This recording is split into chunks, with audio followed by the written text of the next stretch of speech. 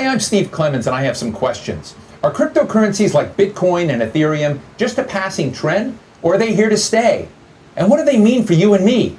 Let's get to the bottom line.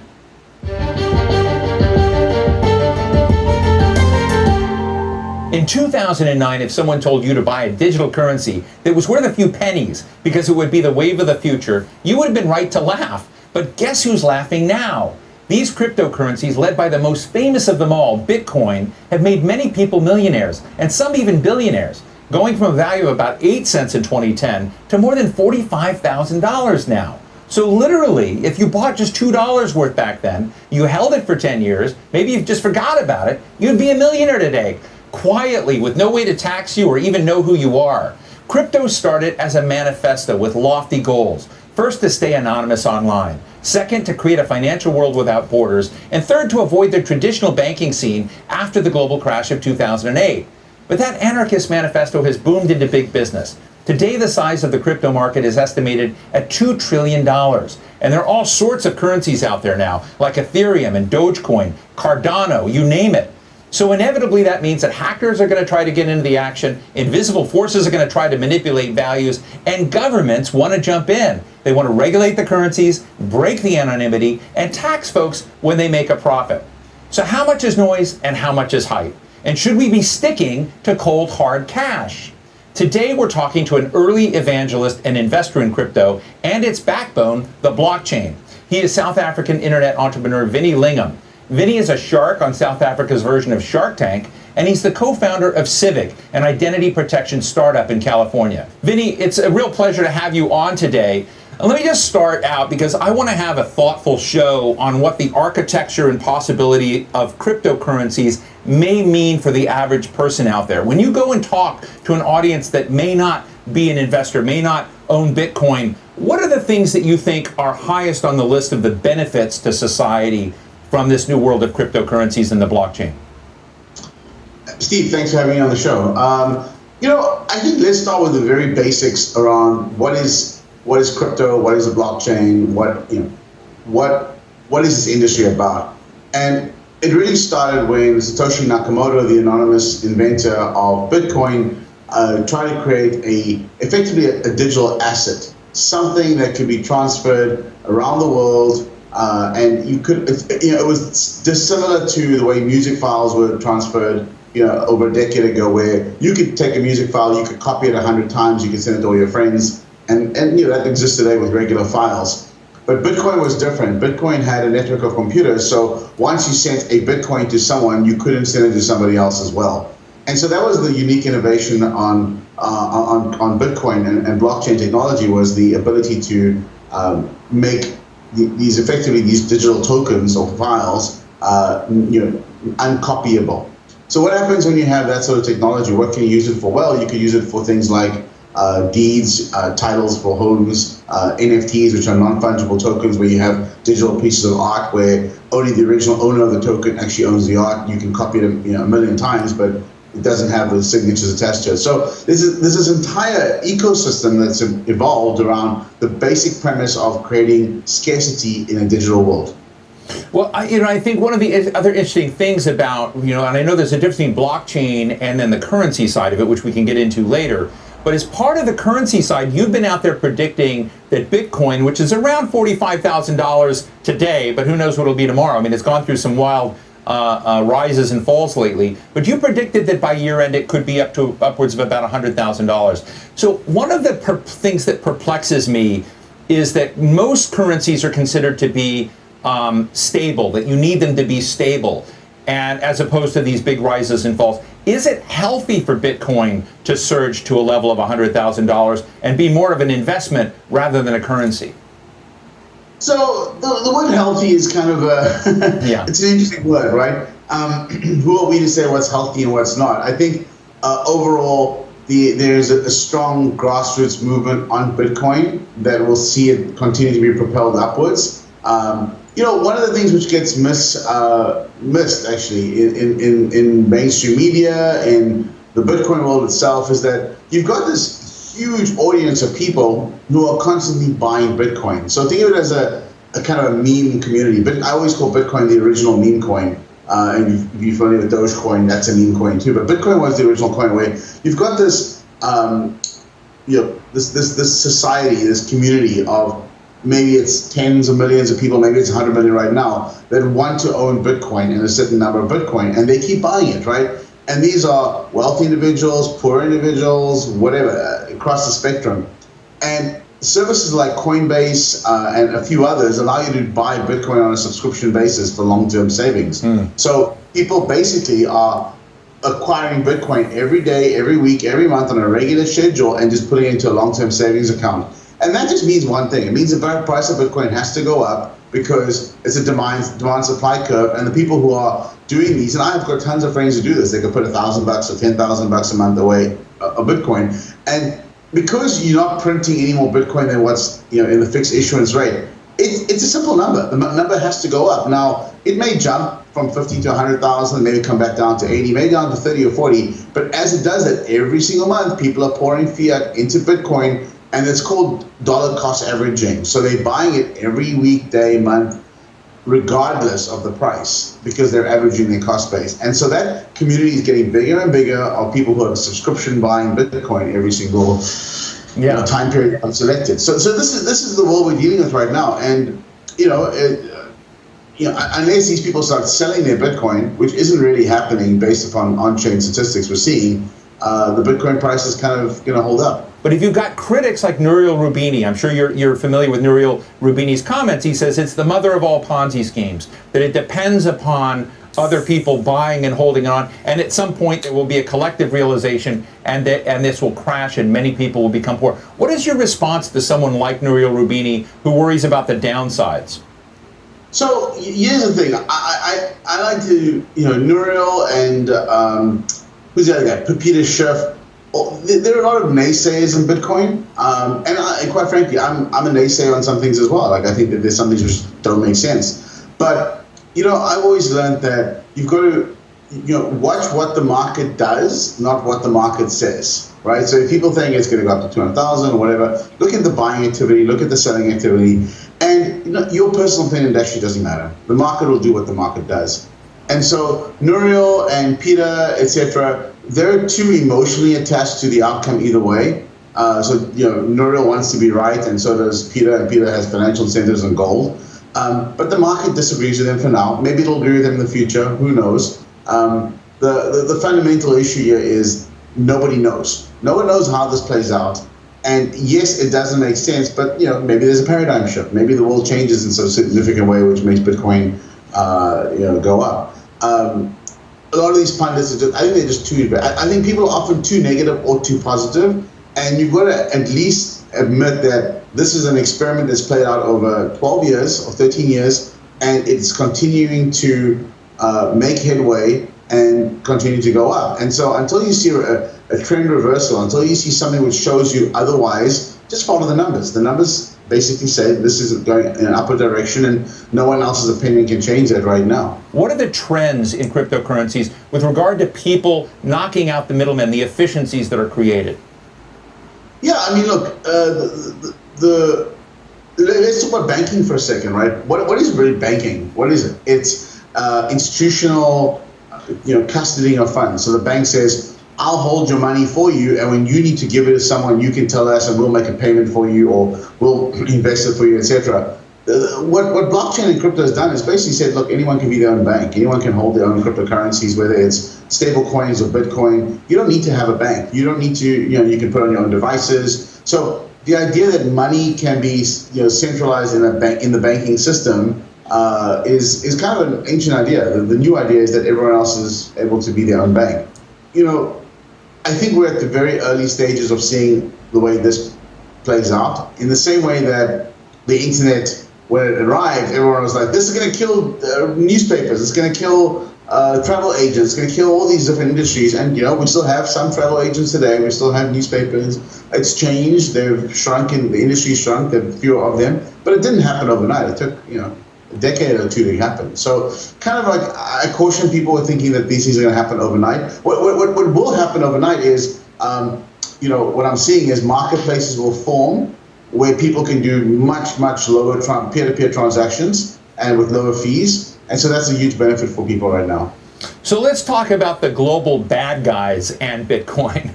You know, one of the other dimensions, if I were to organize an event in Washington, D.C. on this subject and convene people, you know who's going to show up? The FBI, the CIA, the Department of Defense. Can you talk us through for a moment what your concerns are about the security side of this equation and what needs to be in place that's not there today?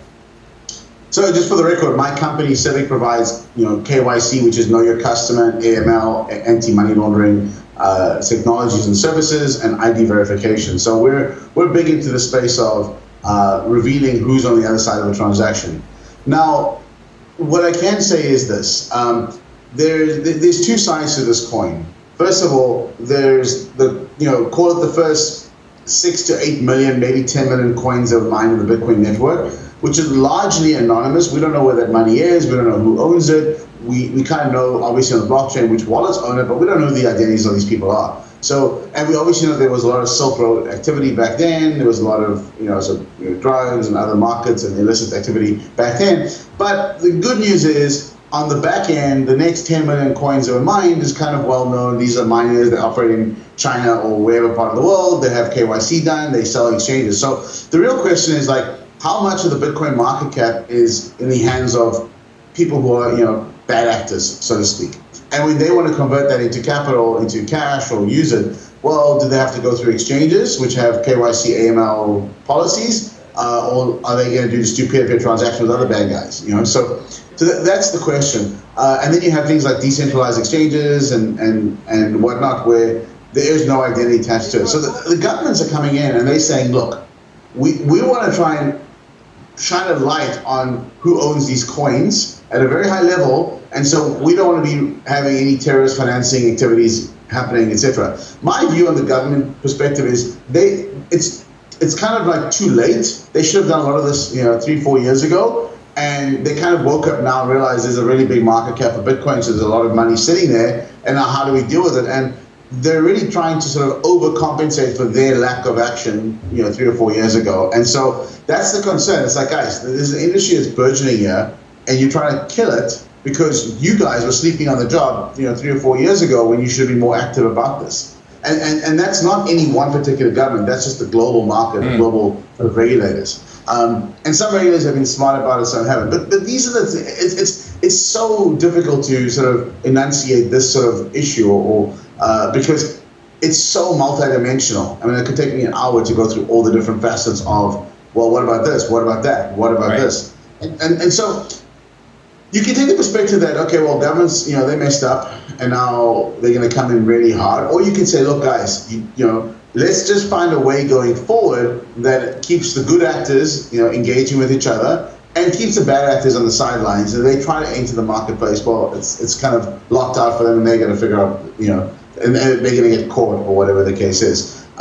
So when it comes to things like decentralized exchanges, my company's working on an identity layer so that you can actually trade on DeFi exchanges, because the problem with DeFi exchanges is counterparty risk. I want to go, put in Bitcoin and buy Ethereum, and if I don't know who the other person on the trade is, I could be doing a trade with someone who's a really bad actor and I'm giving him Bitcoin or whatever it is. And so I think the world needs to, if crypto wants to interface with the fiat world and with the fiat banking system, we kind of have to adopt similar regulatory standards so that there's parity between the two. But the crypto world gets the benefit of not having any centralization or not having any custodians for your funds. You can be your own bank, and the banking world will have to compete on that commercially. So if you even the playing field on the regulatory front, the crypto world is going to destroy the banking sector.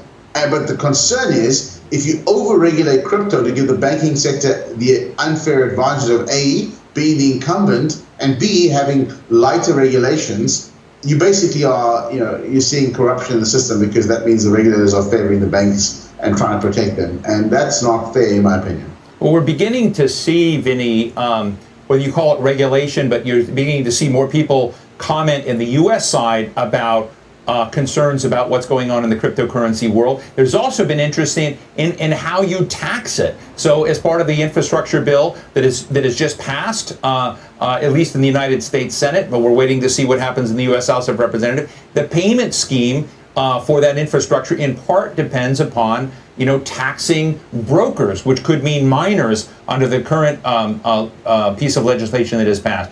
And then in China, when we see the moves by the Chinese government, which seem to be very, very hostile, in my opinion, to the cryptocurrency world, do you have a worry that that regulation world is going to spread and choke out the opportunities for crypto?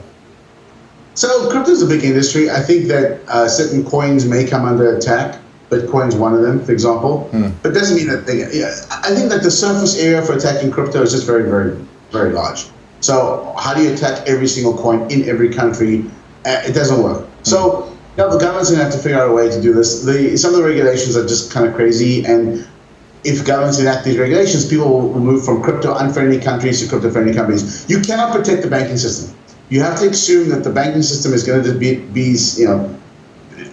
it's going to die over time. So just basically level the playing field and let the banks fight it out with, like the telcos have been fighting the banks for years. They've lost largely. Crypto is now fighting the banking system. Crypto, I think, is going to win. And the banking system is not innocent. We all know that. Like the fines are ridiculous. The amount of fraud that happens in banking, even with all their KYC, etc. The people who work in banks are actually not, like I would say a lot of the KYC people in banks, they do what other banks do so that they don't get in trouble. They're more interested in saving their jobs than solving the problem. And so what you find is, like, for example, if I send a wire to some scammer in some foreign country, their money's gone, right? Like, you never get it back. There's no recourse to the bank and say, hey, you KYC these guys, the name on the account was this, but it wasn't really that, but sorry, that's it. So what's the point? What's the point of all these regulations, KYC, etc., when the banks aren't being held accountable for bad accounts or fraudulent accounts? And so, I just think regulators should be here to serve the people and say, you know what? We don't care whether you want to use banking or crypto or whatever else, or even using a telco account. It doesn't matter. You can use airtime to pay for stuff. You can use cryptocurrencies. You can use fiat. We're here to make sure that there's no terrorist financing, there's no illicit activities, there's no money laundering. Like, that's what we're here for. And the rules we set for banking are the same rules for everyone else. And whether you want to use one of these other services, it's up to you. That's like me in my idealistic sort of balanced view. The reality is that the banks are, and the politicians in many countries are in bed together. And so the banks will fight that notion off. And the banking system wants heavier regulations for crypto because they realize that crypto is a massive threat to banking.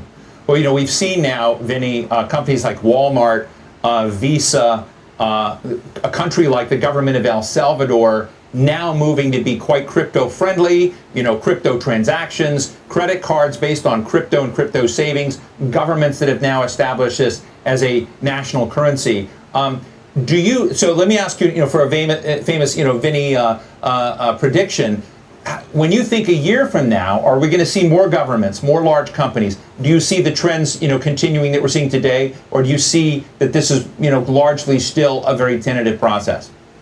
No, I think that the cat's out of the bag. I think every major company so look, let's go to Visa, because you brought up Visa. Visa has recognized that their entire system is built on the banking system and on banks, and they've recognized that the banks are basically in trouble, and it's a train wreck in slow motion. The banking system doesn't realize how much trouble they're actually in. Visa is a really smart, Silicon Valley based, company really, and they know that this is going to be the end of the banking system. And if the banking system collapses, Visa still wants to function. So they basically, future-proofing their business by saying, and they're doing it very diplomatically. And I mean, I don't work for Visa, so I'll be less diplomatic. They're basically saying, you guys keep thinking crypto is not going to be a thing. We're going to make sure that we don't really care whether crypto, USDC, or banking fiat wins. We're still going to be the transaction process with our network. And quite frankly, Visa is doing a really good job in this sector right now, and the banks are sleeping on the job because the banks are watching Visa do this, and they're just kind of going, whatever. And when the world changes and they realize they've lost their edge, Visa will still be there, but processing transactions for crypto. Same for PayPal, same for Square, same for all the next generation products out there. The banking system is so far behind right now, I don't believe they can catch up. I don't believe they have the talent or the people. And the reason for that is, banking, I talk to banking execs all the time. They come to me, they ask me questions, they go, what do you think? And I'll be like, well, who's the smartest crypto person in your company? Well, it's Johnny over there. How long has he been in crypto for? 2 years. And what is his salary? $200,000, $300,000 a year. Why do you think he gets paid $25,000 a month? Because he wasn't in early enough to make millions of dollars in crypto, right. So now he's working for you. Do you think he's one of the smart guys out there? Or do you think he's one of the guys who just didn't make the cut in crypto? Right. And that's the problem. We're right at near the end, Vinny, but I got to get a quick question in here. Elon Musk has said because of all the mining and the use of energy in Bitcoin that's a dirty currency, but Dogecoin is a clean currency. What is your response to Elon Musk? So Elon is right to some extent. Okay, the view on my view on energy is this: like Bitcoin will help accelerate clean energy for the world if it gets used at scale. And the reason is because you just can't afford to fossil fuels or whatever else at scale. And so there is a large amount of clean energy going to Bitcoin, and Bitcoin has catalyzed some of the innovation around clean energy. Right. Elon is right about a couple of things, and this goes back to the sort of scaling wars in 2017. The number of transactions per block in Bitcoin makes Bitcoin a very inefficient blockchain for transactions because you've got a fixed number. If the block size of Bitcoin was 8 times the size, you could fit 8 times as many transactions for the same amount of electricity usage, right? So this is the problem of Bitcoin. And when you look at Dogecoin, well, the Dogecoin community can experiment more and try and expand block sizes, time, all those things. There's some centralization concerns there, but other than that, it's really it's a mathematical function here, right? More transactions per block equals less cost of electricity per transaction. And if Bitcoin is constrained to 7 transactions per second and 1 megabyte blocks and 2 megabyte blocks, it's kind of like, well, it is what it is. It is what it is. Got it. I'm going to squeeze in one last question. You are a shark on the South African version of Shark Tank. So separate from the crypto question, when you see these entrepreneurs out there, young and old people come with a crazy idea, what do you think stands out? What are you looking for? I always look for the people because I think it's the people that matter. Ideas come and go, they change, they evolve. But if you find good, talented people, smart, hardworking, willing to make sacrifices, you just got to give them as much money as you can and invest in them all day. And if they fail, that's fine. I look at my relationship with entrepreneurs as being, hey, I want to back you in this company and the next and the next and the next until you get a big hit. Like that's kind of my perspective on it. And until you prove me otherwise, that you're a high quality individual, I'll just keep giving you money as an investor. Well, Vinny Lingham, serial entrepreneur, former board member of the Bitcoin Foundation, and current CEO of Civic in California, and star of Dragon's Den and Shark Tank in South Africa. Thanks so much for being with us today. Thanks, Steve. So what's the bottom line? Cryptocurrencies have forced us to think about this big question. What is money? Businessman Elon Musk tweeted a few months ago that money is just something that, quote, allows us to avoid the inconvenience of barter. That means it allows us to have a way to trade apples for Teslas. And by that definition, anybody can really invest in anybody without the middleman, by which I mean the government. As millions of people start to trust and use these cryptocurrencies, they're becoming more real. The reasons that governments don't like them is that they want to control the flow of money, and they don't like when people can hide from them. And they especially don't like it when folks are making money without paying taxes. That's partially why you have some crackdowns on crypto worldwide. But there's no denying that big crypto is here and has been for a while. The struggle between governments and those who want to push the envelope of what's possible on the internet is really just beginning. Good luck to those who want to stop them. And that's the bottom line.